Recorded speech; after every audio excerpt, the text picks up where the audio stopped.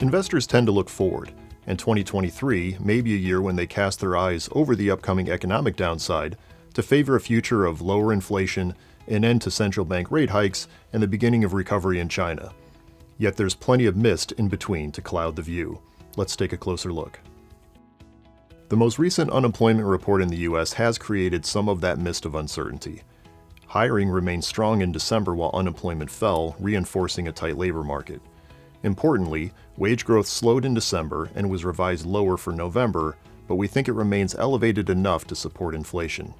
So even if inflation trends down, and we think it will, the tight labor market may prevent inflation from falling enough for the Federal Reserve to declare victory, making wage growth the most closely watched economic metric for investors.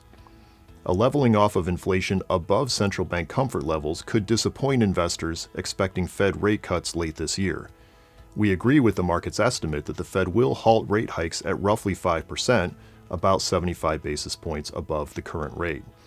We see the European Central Bank raising rates somewhat less than suggested in their surprisingly hawkish statement last month.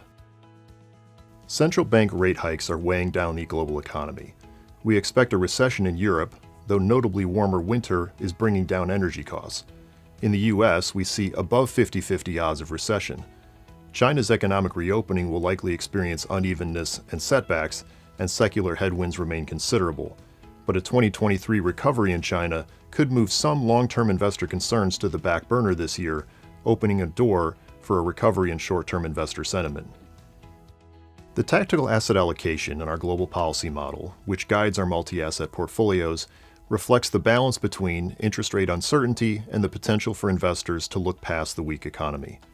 This month, we reduced our underweight to emerging market equities to reflect the upside economic opportunity associated with the winding down of China's strict pandemic policies, though longer-term concerns remain. We are neutral developed market equities, as we expect improving investor sentiment to offset some of the weaker economic picture.